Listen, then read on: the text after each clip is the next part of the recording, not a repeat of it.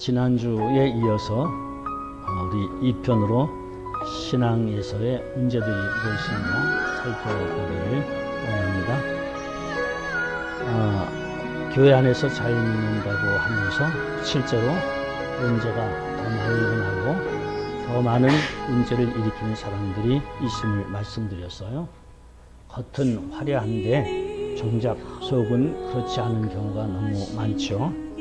안팎이 다른 경우에요. 예수님이 바리새인들더러 해칠한 무덤이라 이렇게 말씀하시면서 안과 밖이 다른 것에 대해서 말씀을 많이 하셨어요. 그래서 앞에서는 칭찬하지만 뒤에서 험담하는 경우가 참 많이 있기도 해요. 생각과 행동이 같을 수는 없어요. 또 속사람을 다 공개할 수도 없어요. 그걸 다 말하고 살아갈 수 있을까요? 아마 그렇지 못할 거예요. 아무리 성인군자라도 자기를 대적하는 사람에게 별별 생각을 다 하게 되고, 그렇죠? 또 자기에게 손해를 끼치는 사람에게 무슨 어떤 일이 벌어졌으면 뭐 이런 생각들도 하지 않겠어요? 그러니까 겉과 속이 같을 수는 없는 것이고 속 사람을 다 공개할 수는 없다라는 거예요. 그러나 그 많은 속에서의 생각들 중에 좋은 것을 골라서 말하고 좋은 것을 골라서 행동하는 것이 인격적인 삶이고 더 나아가서 신앙생활인 줄 믿으시기 바랍니다. 그래서 그런 것이 삶에서 큰 문제가 되지 않는다. 문제는 정작은 그 반대다. 그 반대다. 속으로는 좋은 것, 옳은 것을 하기를 원하지만 실행동에 있어서는 잘못하는 문제. 해칠한 무덤과는 반대의 개념이죠. 속에는 잘하기를 원하는, 진정 잘하기를 원하는데 행동은 무언가 잘못해서 자신에게나 다른 사람에게 큰 해를 가져오는 경우가 있다. 성경에도 그런 경우가 있죠. 예수님 당시 예수님을 죽인 제사장 서기관 바리새인들, 그들 마음은 무슨 마음이었어요? 하나님을 잘 섬기고 싶은 마음을 가지고 있었어요. 그래서 그들의 행동이 잘못된 것을 하면서 심지어는 하나님을 섬기는 예다 이러면서 예수님을 죽이잖아요. 그러나 결과적으로는 뭐였어요? 그들은 마음과 같지 않게 하나님의 뜻을 거스리는, 약속하신 메시아를 죽이는 엄청난 잘못을 저지르고 말잖아요. 종교개혁 당시 개혁자들을 죽이고 핍박한 사제들의 모습도 그런 모습이라고 생각해요. 그들 모두가 다 악해서 또 속사람이 나빠가지고 의도적으로 나쁜 생각을 하고 개혁하는 사람들을 핍박하고 죽이고 하려고 생각하지 않아요. 그들은 아마 좋은 의도를 가졌을 거예요. 좋은 생각을 했을 거예요. 하나님의 나라가 이렇게 하면 어쩌면 무너질 수도 있다. 어쩌면 저들에 의해서 교회가 무너질 수도 있다. 교회가 무너지지 않기 위해서는 저들이 제거되어져야 된다. 저들이 없어져야 된다. 저들이 잠잠해져야 된다. 이런 생각 때문에 개혁자들을 죽이고 핍박했으리라고 생각해요. 그래서 문제들이 이렇게 일어나고 있는데 속에는 기독교 안에서 문제가 일어나는 이런 문제들, 속으로는 주님을 잘 섬기기를 원하는데 행동으로는 정반대의 행동이 나타나는데 이런 일들이 일어나는 문제가 무엇인지를 생각해 왔어요. 그 문제가 첫째는 첫째는 믿음의 문제라고 했어요. 잘못된 신앙, 지나친 신앙이 문제다. 지난주 이렇게 말씀을 드렸죠. 물론 하나님을 향한 충성은 지나침이 없어요. 충성이라는 것은 목숨을 걸고 따라가는 것을 충성이라고 하죠. 목숨을 걸고 따라가는 것이 순종인데 주님이 말씀하시는데 지나침이 어디 있겠어요? 하나님께 충성하는 데 있어 지나침이 어디 있겠어요? 하나님을 향한 충성에는 지나침이 없어요. 그러나 문제는 하지 말아야 할 것을 하는 거. 정도를 지나쳐서 하는 거. 그래서 정도를 지나쳐서 하는 것을 우리는 하지 말아야 된다. 지나친 믿음은 잘못된 믿음이다. 이렇게 말씀을 드렸고요. 오늘은 그 다음 이야기를 하기를 원해요. 첫째는 지나친 믿음, 둘째는 지나친 사랑, 지나친 사랑에 대해서 얘기해 보길 원해요.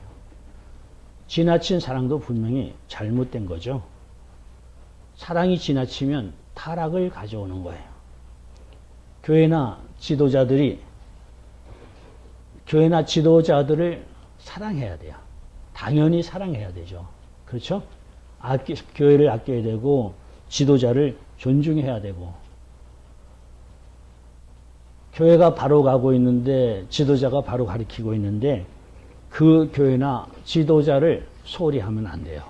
순종치 않는다거나 혹은 사랑치 않는다든지 따르지 않는다든지 이런 것은 바람직한 일이 아니고요. 덕이 되지 않는 일이에요. 그래서 교회나 지도자를 순종하고 사랑하고 따르는 것은 당연해요. 그런데 지나친 사랑은 잘못이다라는 거예요. 사랑에도 원칙이 있고 사랑하는 방법이 있는 거죠. 누구든지 자식을 사랑해요. 그렇죠? 누구든지 자식을 사랑하는데, 그런데 자식을 사랑하는 만큼 정말 자식에게 유익을 주는 사람은 많은 것 같지가 않아요. 저는 사랑에 있어서, 특별히 자녀들 사랑에 있어서 강조하는 것이 그거예요. 사랑은 원하는 것을 주는 것이 아니라 사랑은 필요한 것을 채워주는 것이다. 다시 말씀드려요. 사랑은 원하는 것을 주는 것이 아니라 사랑은 필요한 것을 채워주는 것이다. 자식이 원하는 대로 해주면 자식 망칩니다. 자식은 꽃과 같고 꽃밭과 같다. 이렇게 생각하시면 돼요. 꽃은 본질상, 본능상 원하는 대로 내버려 두면 망가집니다. 볼품없는 꽃이 돼버리고 볼품없는 꽃밭이 돼버리고 말아요. 꽃을 심어 놓고 꽃을 모종해 놓고는 자기들의 본성대로 자라도록 내버려 두어 보세요. 한 3개월만 내버려 두세요. 꽃밭은 엉망진창이 될 거예요.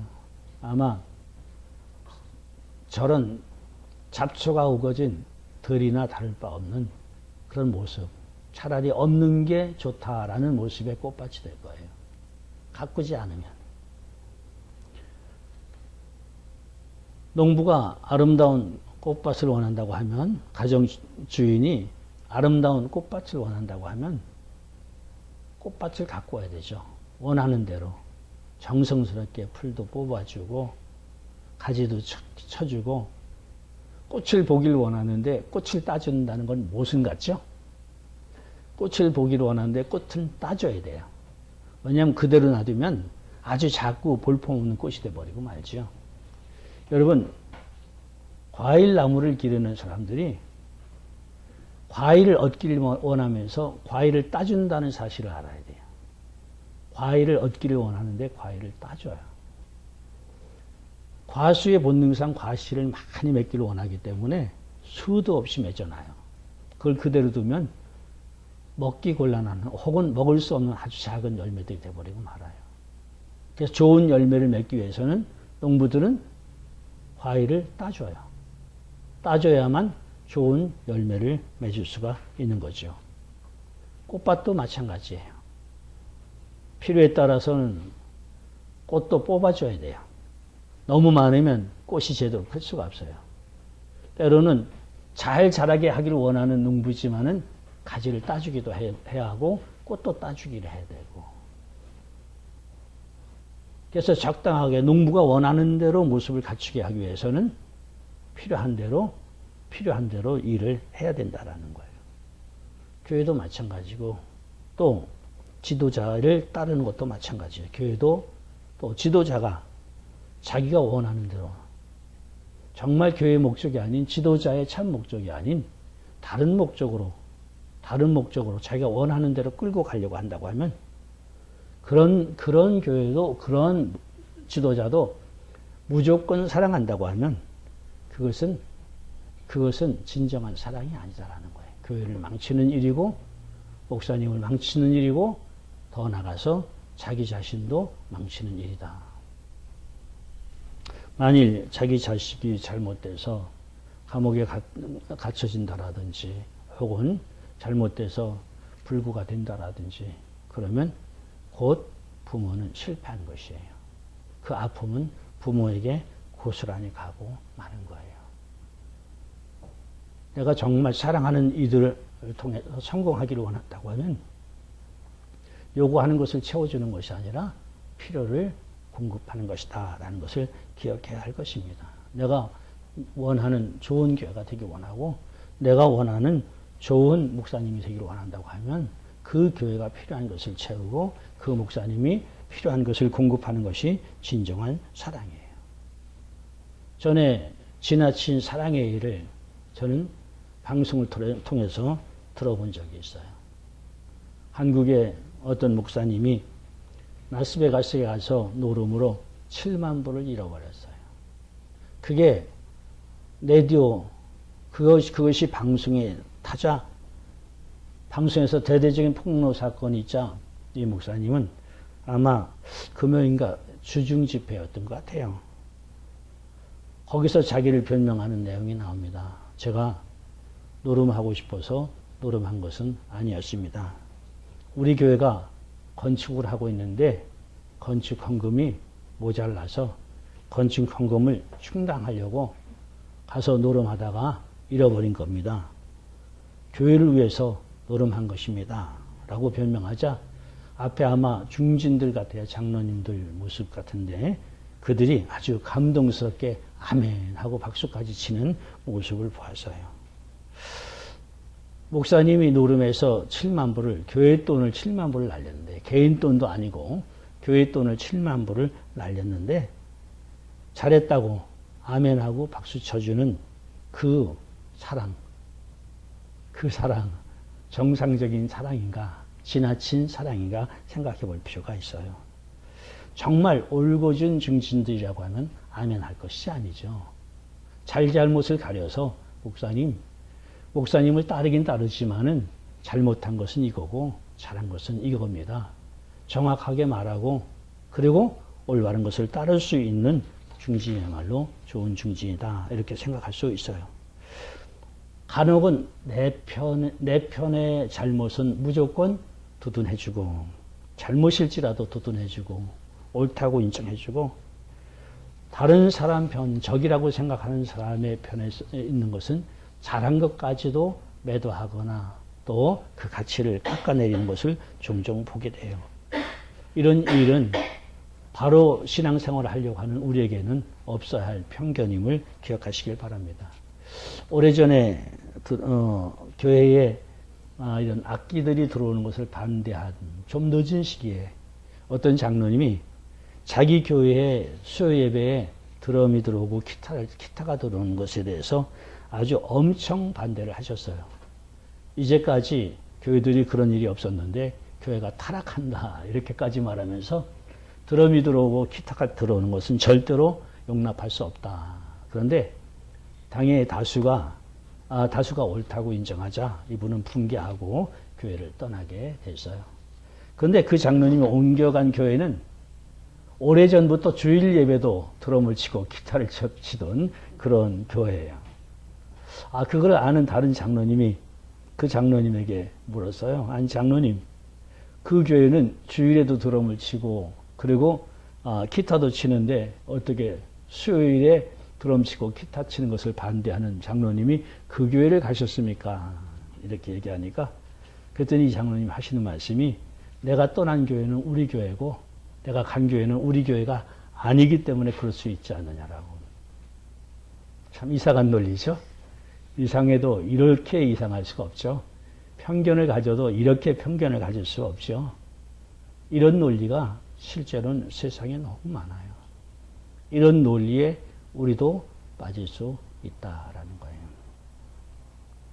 아무리 자기 편이 잘못했다 할지라도 잘못한 것은 잘못한 것이고 아무리 적이라 할지라도 옳은 것은 옳은 것이고 우리는 사실 그대로 인정하는 우리의 분별력이 필요한 줄 믿으시기 바랍니다. 그래서 사랑은 지나치면 안 된다는 것이고요. 사랑은 항상 그 정도가 있다. 사랑하는 원리가 있다. 셋째로는 지나친 순종이에요. 잘못된 순종. 잘못된 순종은 반역을 가져와요. 잘못된 순종은 반역을 가져온다. 미국에서도 느끼는 일이지만 한국에서도 많이 느껴요. 특별히 교회 안에서. 교회 안에 지도자가 말도 안 되는 트집을 잡고 억지를 부리는데도 절절매는 모습을 가끔 봐요. 한국 사회가 왜 그렇게 되어지는지 모르겠어요. 아마 문화적으로 오랜 동안 독재 밑에 있어서 그런 것인지 뭔가 올바른 이야기를 해야 하는데 억지를 부리는 지도자에게 그것을 항의하지 못하고 혹은 옳고 그름을 이야기하지 못하고 무조건 절절매면서 따라가는 모습. 본인도 알아요. 그것이 부당하다는 얘기를 다른 사람에게 하면서도 억지로 따라가요.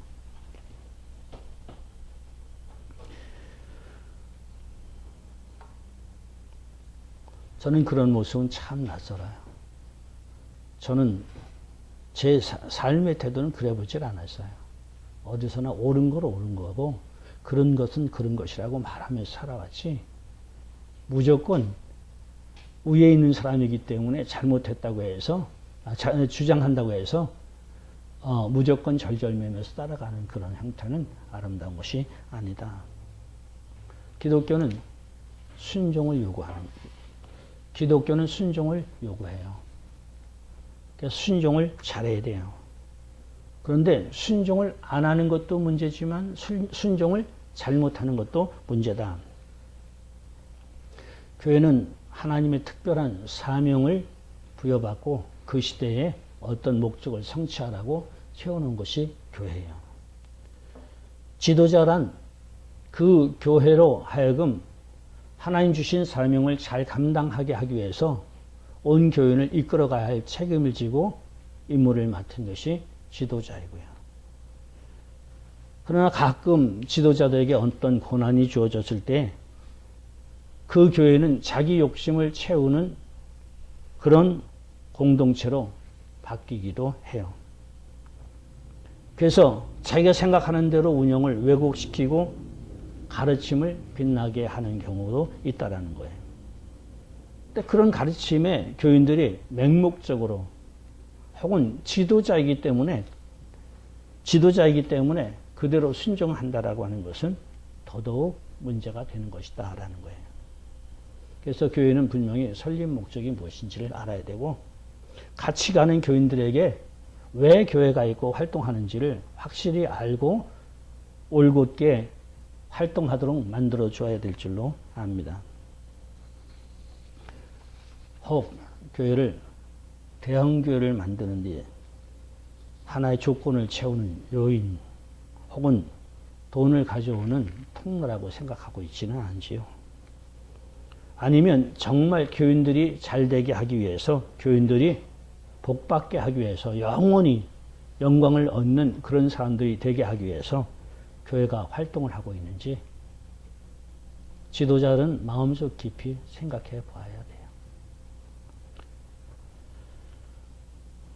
교회나 목사를 아무리 아끼고 싶고 아무리 따르고 싶다 할지라도 교회나 목사가 부당한 길로 이끈다고 하면 단호히 그것은 거절하고 지적할 수 있는 용기도 필요한 것입니다. 물론 교회가 바른 방향으로 가고 목사님이 바른 방향으로 인도한다고 하면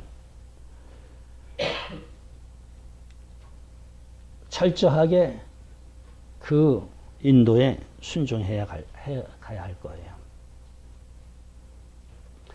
예수님이 이 땅에 오셨을 때 당시 제사장, 서기관, 바리새인들에 대한 이야기를 참 많이 해요. 그들은 예수님을 뭐라고 생각했어요? 당시 종교에 해악을 끼치는 존재다 생각했고 없애버려야 된다라고 했어요. 그래서 예루살렘에 사는 하나님을 섬기는 사람들은 그 말을 듣고 예수님을 죽이는 일에 앞장섰어요. 결정적인 역할을 한 거죠. 사실 그 중에는 분별했던 많은 사람들이 있었을 거예요. 예수님이 오셔서 하신 말씀, 행하신 기적들을 보면서 저분이 과연 하나님의 약속하신 메시아다. 어쩌면 이미 지식적으로는 그 정도로 알고 있었던 사람도 있었을 거예요. 그러나 당시 지도자인 제사장, 서기관, 바리새인들이 종교에 해를 끼치는 그런 존재다, 죽여야 된다,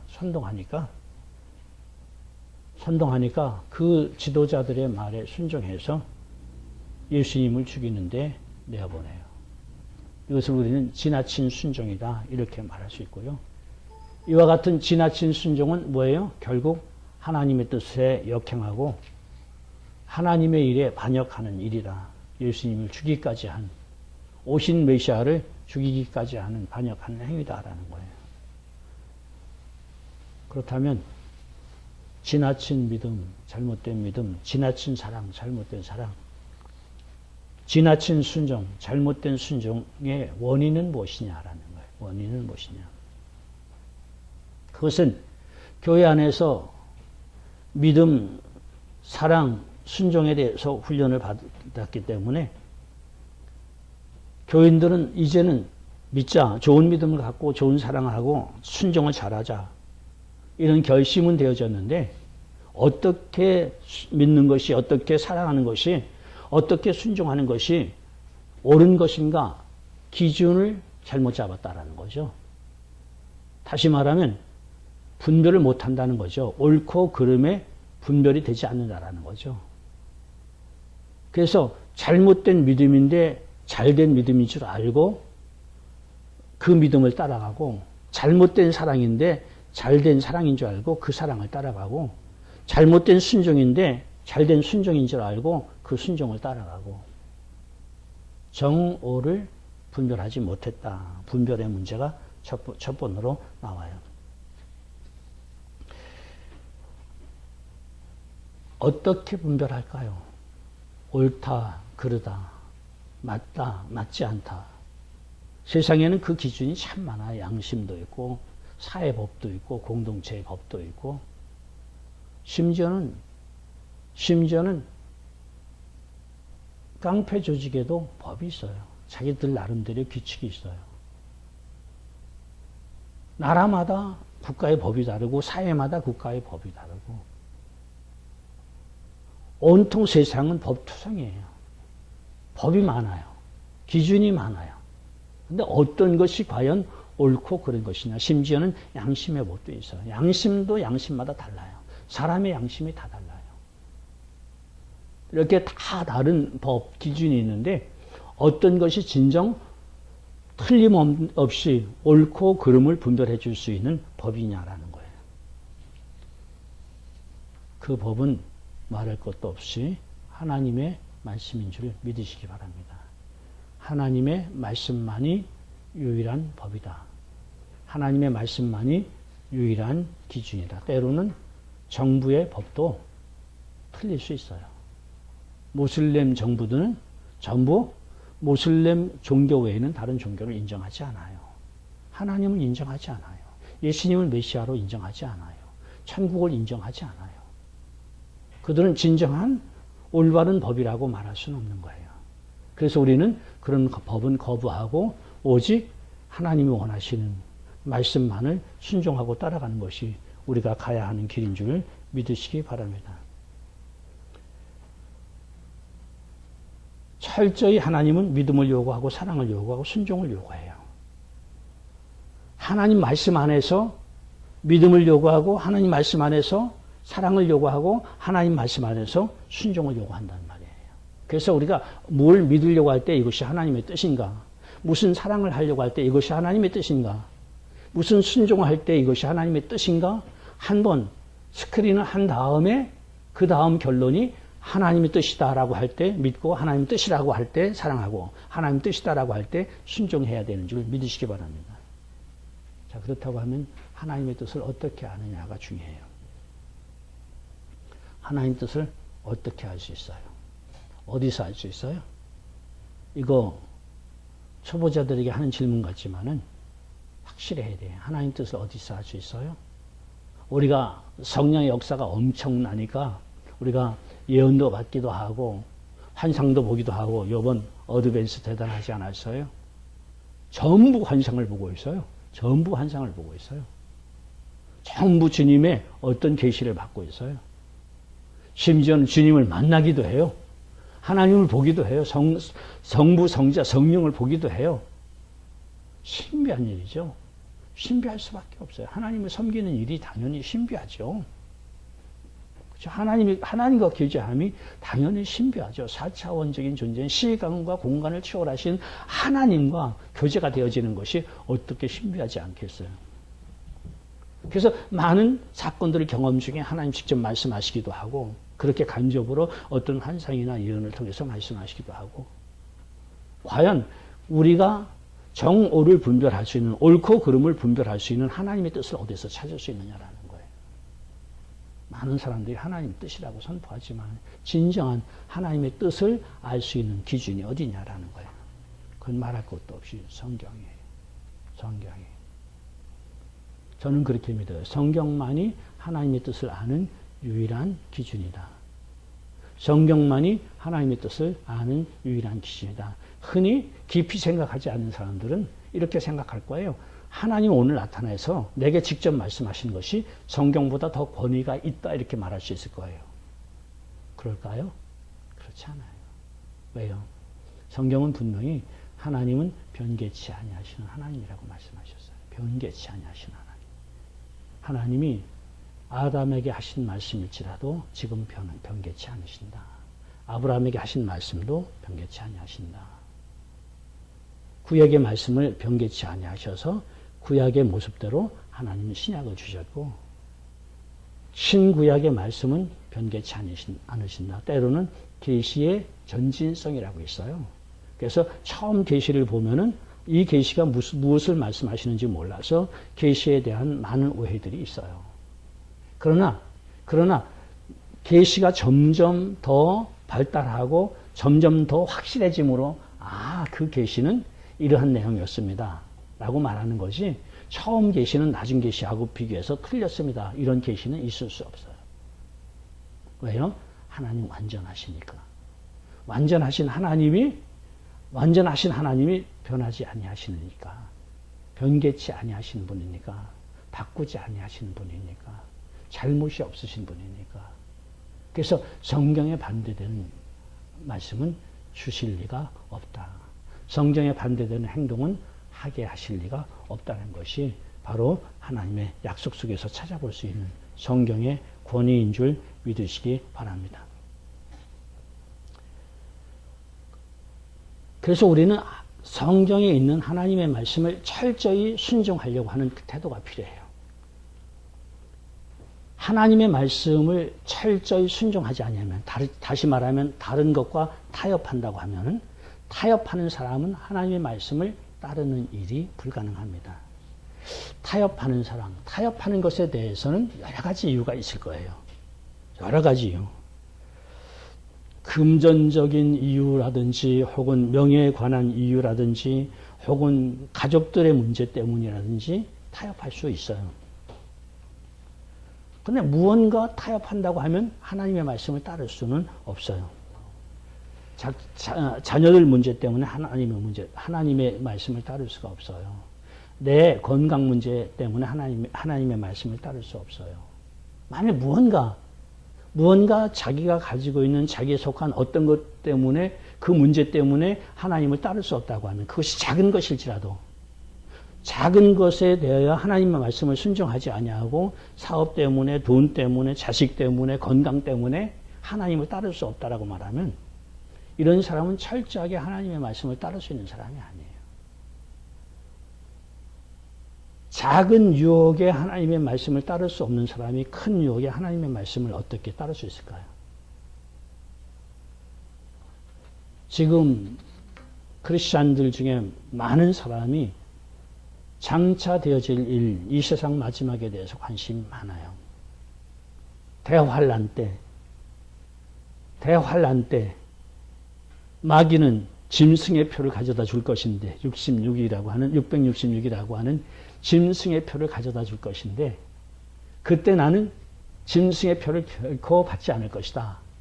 왜냐하면 짐승의 표를 가지면 타락이요, 하나님으로부터 떨어지는 것이기 때문에 나는 짐승의 표는 받지 않을 것이다. 어떤 크리스찬들이 결심하지 않겠어요? 어떤 크리스찬들이 결심하지 않겠어요? 그런데요, 대다수 그 상황이 오면 나는 대다수 크리스찬들은 타락할 것이라고 생각해요. 짐승의 표를 받을 것이라고 생각해요. 왠지 아세요? 그걸 받지 아니하면 자신을 포함해서 자신의 가족이 거의 굶어 죽을 수도 있어요. 사회적으로 굉장한 마이너스를 당할 수가 있어요. 그냥 한두 개 손해가 아닌 거의 그 사회에서 존재할 수 없을 만한 그런 핍박을 받을 수 있어요. 어쩌면 목숨도 내어놓아야 돼요. 그런데 타협하지 않는다고요? 지금 작은 이권 때문에 타협하는 사람들이, 지금 작은 문제 때문에 불순종하는 사람들이 목숨을 내어놔야 하는 그 순간에 세상과 타협하고 말씀을 버리지 않을 수 있다고요? 없어요. 없어요. 그래서 지금은 우리가 작은 것일지라도 철저하게 순종하는 훈련이 필요한 줄 믿으시기 바랍니다. 작은 것일지라도, 별거 아닌 것 같을지라도 철저하게 순종하는 것. 그 훈련이 점점 강화돼서 자기를 포기할 수 있는 사람, 그런 사람이 자기에게 유익한 것일지라도 하나님 말씀이기 때문에 포기할 수 있는 그 사람이 마지막에 자기의 목숨을 내어놓는 그 순간도 하나님의 말씀을 따를 수 있는 줄 믿으시기 바랍니다. 우리가 필요한 것은 하나님의 말씀이라고 하면 어떤 위기일지라도 포기할 수 있는, 어떤 위기라도 포기할 수 있는 그러한 믿음이 필요하다. 그러한 결심이 필요하다. 그게 아니면 하나님의 뜻대로 산다는 것은 불가능하다.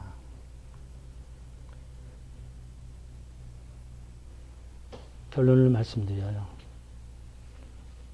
단지 교회를 다닌다고 해서 문제가 해결되고 복이 된다라는 생각을 버리시기 바랍니다. 결코 그런 것 아니에요. 성경 끼고 교회만 다닌다고 해서, 성경 공부만 하고 있다고 해서, 교회 가서 기도를 드린다고 해서 그 사람이 문제 해결되는 거 아니에요. 그리고 복이 굴러오는 거 아니에요. 교회를 가지만 올바로 믿는다는 것이 중요해요. 교회를 가면 믿음, 사랑, 순종을 강조하게 되어 있어요. 믿음 생활에 필요한 덕목들이에요. 이 세 가지 필요해요. 그런데 이 세 가지를 하려고 하면 올바로 분별하는 것이 우선이라는 거예요. 올바로 분별하고 올바른 믿음을 따르고 올바른 사랑을 따르고 올바른 순종을 따른다는 것이 중요한 거예요. 지나친, 잘못된, 굽어진 믿음, 굽어진 사랑, 굽어진 순종은 항상 자기에게 제일 많이 문제가 된다라는 거예요. 그래서 제가 그 표현을 그렇게 했어요. 잘못된 믿음의 결과, 잘못된 사랑의 결과, 잘못된 순종의 결과가 뭔가? 잘못된 믿음의 결과는 미치게 한다. 잘못된 사랑의 결과는 타락하게 한다. 잘못된 순종의 결과는 반역하게 한다. 반역하게 한다.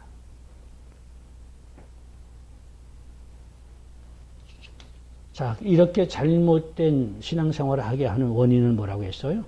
첫째는 분별을 못하는 것이다 라는 거예요. 옳고 그른 것에 분별을 못한다. 둘째는 잘못을 알면서도 세상의 다른 것 때문에 말씀을 버린다. 말씀에 따라가지 않는다라는 거예요. 여러 가지가 있죠. 내 편이기 때문에 그저 전폭적으로 그냥 나쁜 걸 알면서도 두둔해 주는 거. 또 내게 유익하기 때문에 그게 자녀를 위한 것이고 재정적으로 도움이 되는 것이고 또 내 명예에 도움이 되기 때문에 타협하는 것. 타협하고 말씀을 버리는 거. 여러 가지 이유예요. 여러 가지 이유로 알면서도 말씀을 버리고 다른 것을 선택하는 것. 그 결과는 지나친 믿음, 지나친 사랑, 지나친 순종이 나올 수밖에 없다. 그러나 그 결과는 자신과 자신이 사랑하는 사람들에게 가장 큰 아픔을 가져다 준다. 이런 문제에서 벗어나려고 하면 타협이 없는 믿음이 필요하다라는 거예요. 타협이 없는 믿음이 필요하다. 타협이 없는 마음가짐이 필요하다. 어떤 손실일지라도, 어떤 손해일지라도 하나님의 말씀이면 결코 양보하지 않으려는 결심이 필요하다. 그래서 구원은 쉬울지라도 신앙생활은 어려운 것이라고 말할 수밖에 없습니다. 구원은 쉬워요. 예수님을 나의 주님으로 구주로 영접하기만 하면 구원은 성립됩니다. 그러나 신앙생활은 모든 영역에서 철저하게 주님을 선택해야 되는 것이 신앙생활이고, 주님을 선택하지 아니하고 다른 것을 선택하는 순간 타락이 올 수밖에 없는 거예요. 그래서 신앙생활은 철저하게 자기 포기예요. 자기 포기. 그것을 우리는 순교라고 말할 수 있어요. 목숨까지 포기. 목숨까지 포기. 우리가 아브라함이 하나님의 말씀을 듣고 모리아 산에서 독자 이삭을 번제로 드리려고 하잖아요. 하나님 말씀을 순종해서 마음의 결심은 이미 한 거예요. 그래서 며칠 길을 그 독자 이삭을 번제로 드리려고 그 결심을 굽히지 않고 꾸준히 진행해 나가는 모습을 봐요. 모리아산 제단에 아들 이삭을 들여놓고 칼로 찌르려고 하되 마지막 순간까지 자기 포기였어요. 마지막 순간까지 자기를 버렸어요.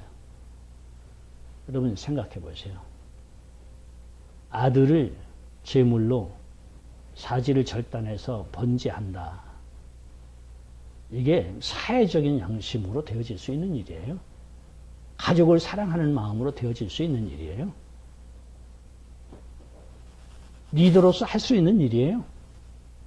그러나 분명히 아브라함은 당대에 그 지역에서 족장이었고 사회적으로 덕망 있는 사람이었고 가족을 더더군다나 자식을 사랑하는 아버지였어요. 그럼에도 불구하고 저는 자기 아들 이삭까지 번제로 드리려고 했던 것은 뭘 의미해요? 뭘 의미해요? 하나님의 뜻은 모든 법을 초월한다예요. 하나님의 뜻은 모든 양심을 초월한다예요. 하나님이 원하시는 것이라고 할 때는, 하나님이 원하는 것이라고 할 때는 다 내려놓을 수 있다. 이삭을 번제로 드리려고 할 때 아브라함은 그런 마음도 가졌을 거예요. 차라리 나를 데려가시지. 그렇죠? 차라리 나를 데려가시지. 차라리 나를 데려가시지. 나를 데려가신다고 하면 아무 문제도 없을 텐데 사회적인 리더로서의 덕망도 유지될 터이요. 가정에서의 자기 위치도 욕먹지 않을 것이에요. 자기 아내 살아도 자기를 욕하지 않을 것이요. 원망하지 않을 것이요. 자기 아들은 아들대로 살아있을 것이요. 아들을 사랑하는 사랑이 그대로 있을 것이요. 생명이 유지될 것이요. 자기 하나 데려가면 모든 문제는 그대로 해결될 것 같은데 하나님은 그대로 그렇게 하지 아니하시고 굳이 문제가 될 수 있는 이삭을 번제로 드리라고 하신단 말이에요. 그래도 순종하는 것이 믿음이라는 거예요. 그래도 순종하는 것이 하나님을 따르는 길이다라는 거예요. 이게 어찌 쉽겠어요? 이게 어찌 쉽겠어요? 여러분, 하나님이 아브라함의 믿음을 오늘날 우리에게 요구하지 않으실까요? 하나님이 오늘날 아브라함의 믿음을 우리에게 요구하지 않으실까요? 아니, 지금도 하나님은 아브라함의 믿음을 우리에게 요구하고 계신 줄 믿으시기 바랍니다. 그래서 신앙생활은요, 순교 정신이 있어야 가능한 거예요. 교회 성경책 하나 들고 적당히 왔다 갔다 하고 세상에서 일주일 내내는 자기 중심, 자기가 원하는 삶을 살면서 신앙생활 한다고요?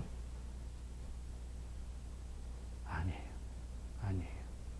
그래서 신앙생활 자체는 쉽지만은 않은 것이다. 쉽지만은 않은 것이다. 그러나 하나님은 분명히 이 시대에 우리가 아브라함 같은 믿음을 갖고 신앙생활을 하기를 원한다. 거기에 하나가 되어야 되는 줄 믿으시기 바랍니다. 그래서 우리가 한 마음과 한 입으로 주 예수 그리스도의 아버지께 영광을 돌려야 한다는 것이 그건 줄 믿으시기 바랍니다. 이것이 주님을 사랑하는 것이기 때문에, 이것이 주님의 뜻을 이루는 것이기 때문에, 이것이 주님의 말씀에 순종하는 것이기 때문에 거긴 하나가 될 수밖에 없죠. 내 뜻이 아닌데, 이 시대에 원하시는 하나님의 뜻인데, 그래서 5절에는 그렇게 말하는 거예요. 예수 그리스도 예수를 본받아 서로 뜻이 같게 하고. 예수 그리스도의 뜻은 뭐예요? 예수 그리스도는 어떤 분이냐고요? 어떤 분위기에 우리가 예수님을 본받아야 되느냐고요? 예수님은 한 가지 목적 때문에 이 땅에 오신 분인 줄 믿으시기 바랍니다. 예수님은 어떤 목적 때문에 오셨어요? 예수님은 죄인된 우리를 구원하실 목적으로 이 땅에 오셨고, 그 목적을 성취하기 위해서, 아버지 하나님의 목적을 성취하기 위해서 이 땅에 오셔서 십자가에 달려 자기를 희생의 제물로 드리신 분. 우리가 그리스도 예수를 본받는다는 것이 뭐예요? 그 목적과 삶인 줄 믿으시기 바랍니다. 그 목적이 뭐예요? 하나님의 뜻을 이루기 위해서 영혼을 구원하는 일. 방편은 뭐예요? 자기 희생이에요. 자기 희생이에요.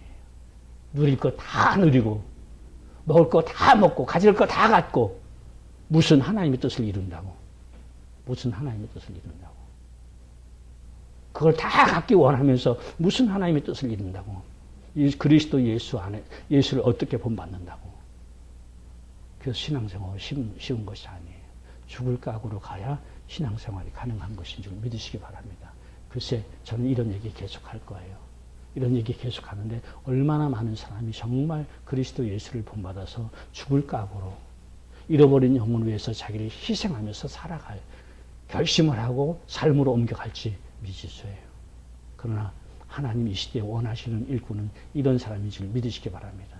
장자의 명분으로 야곱이 그토록 사모하고 이루기를 원했던 것, 하나님께 쓰임받는 길이라는 것은 무엇이냐고요?